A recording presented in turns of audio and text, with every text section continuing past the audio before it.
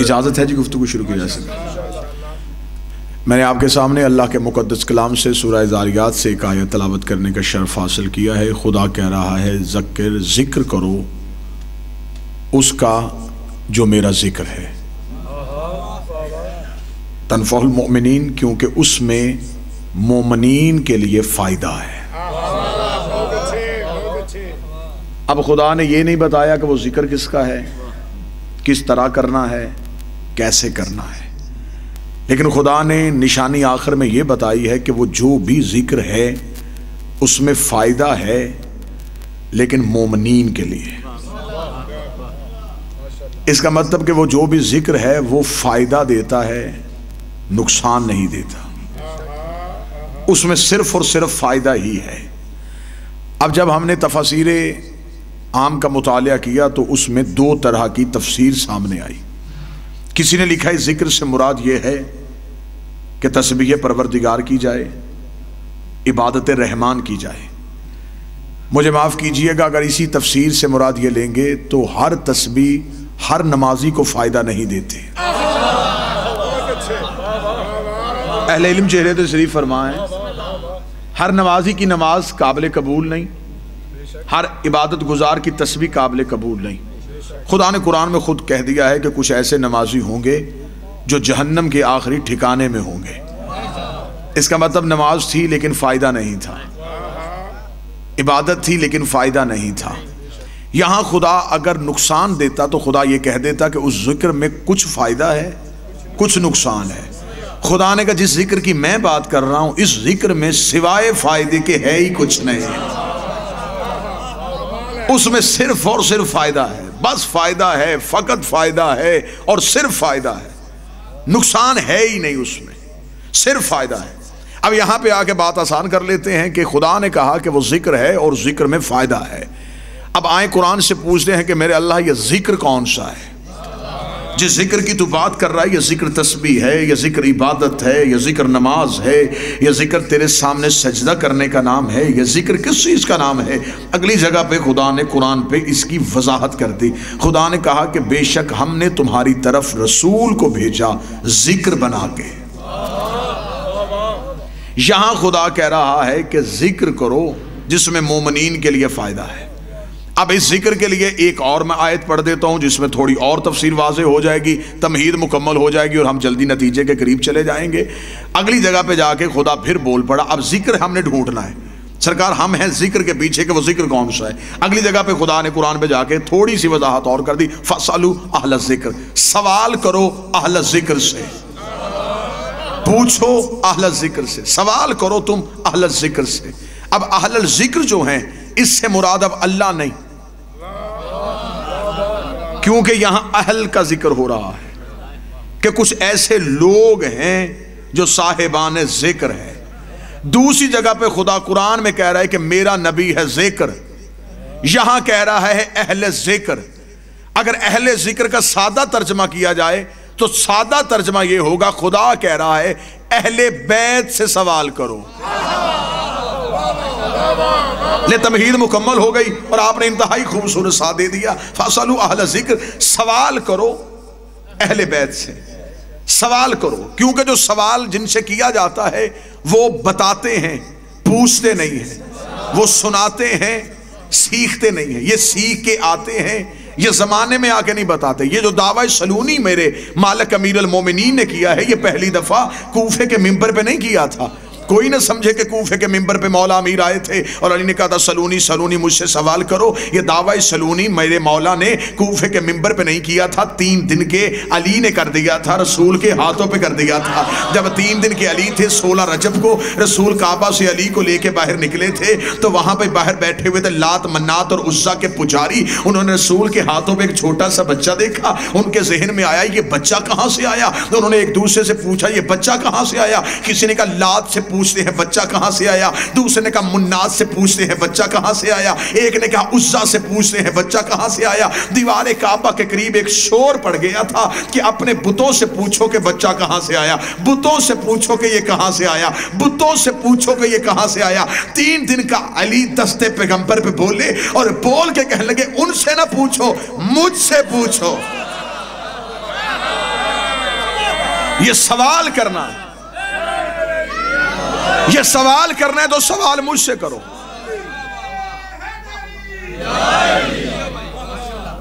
سوال مجھ سے کرو، پوچھو مجھ سے. آج بندے اکثر یہ اعتراض کرتے کہ حد ہو گئی ہے، شیعہ فضائل علی میں اتنا آگے چلے جاتے ہیں، سمجھ میں نہیں آتا. کبھی 3 دن کا بچہ بھی بولا ہے، چل تو علی کو نہ مان، جن ہاتھوں پہ بول رہا انہیں تو مان. یہ تو مانتا کہ یہ وہی ہاتھ ہے جس پہ پتھر بولے تھے. میں تو ذمہ دار چہروں سے گفتگو ہو رہی کہ ہاتھ وہ ہیں جن پہ پتھر بولے تھے. پتھر بولے تو کوئی اعتراض نہیں، کیونکہ دستے پیغمبر پہ بے عیب چیز بولتی ہے.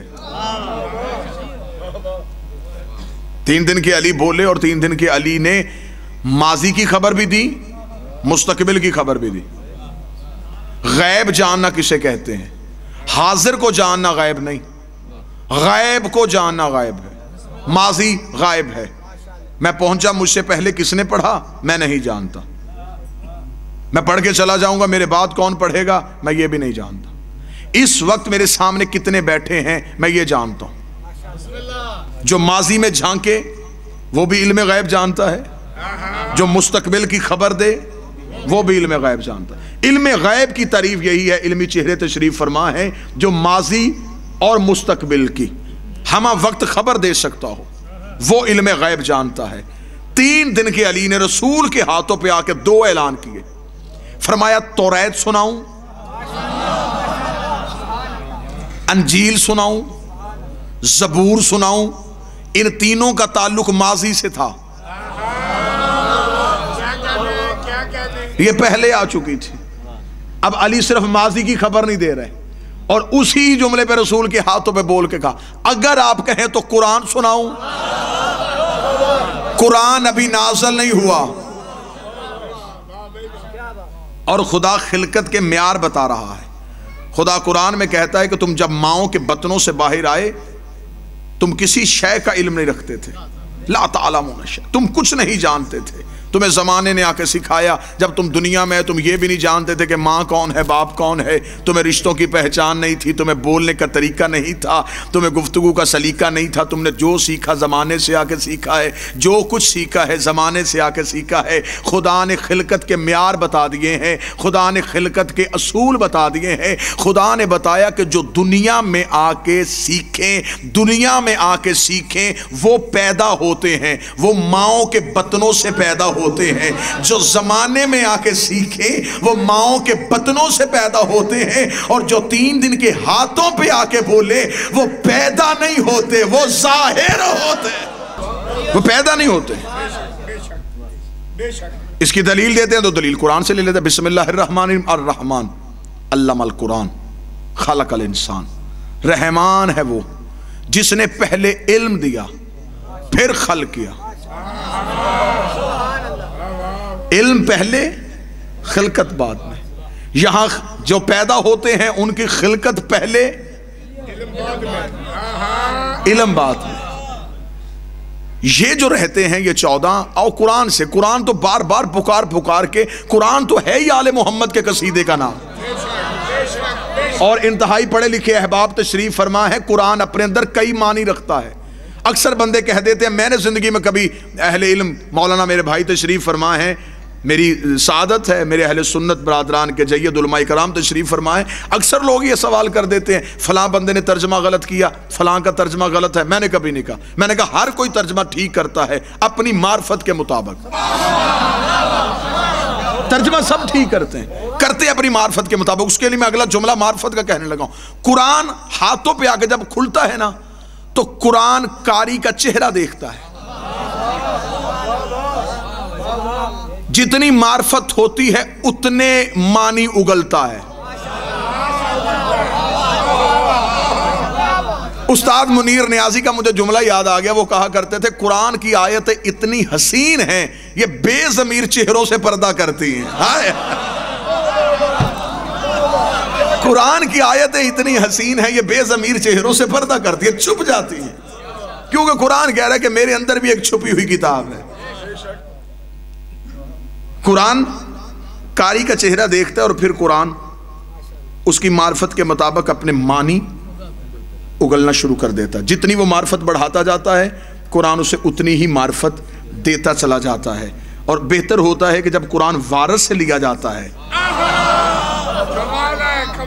تو پھر قرآن اپنے معنی کو صحیح انداز میں بہتر طریقے سے بیان کرتا ہے. جیسا کہ میرے بادشاہ کے سامنے ایک شخص نے آ کے کہا مولا ایک طرف آپ کہتے ہیں کہ حدیث ہے ہم سارے ہی محمد ہیں، پھر آپ میں کوئی علی کیوں، کوئی حسن کیوں، کوئی حسین کیوں، کوئی سجاد کیوں، کوئی جعفر کیوں، پھر سارے محمد کیوں نہیں، پھر یہ نام مختلف کیسے؟ اب جواب ہی بتائے گا کہ میں امام کی زبان سے نکلا ہوں.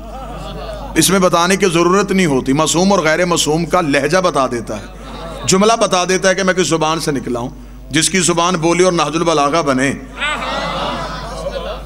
جب اس نے کہا کہ مولا یہ آپ اگر سارے محمد ہیں، پھر کوئی علی، کوئی حسن، کوئی حسین، کوئی موسیٰ، کوئی جعفر، کوئی رضا، کوئی تقی، کوئی نقی، یہ نام مختلف کیوں؟ امام مسکرائے. امام نے کہا وہ سامنے طاق سے قرآن لے کے آ.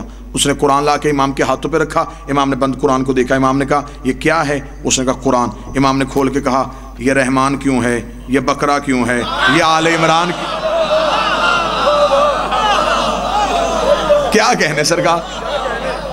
یہ کھلتا ہے تو صورتوں کی صورت میں، سمٹتا ہے تو قرآن کی صورت میں. فرمایا ہم جب کھلتے ہیں تو 14 ہو جاتے ہیں، ہم سمٹتے ہیں تو محمد ہو جاتے ہیں.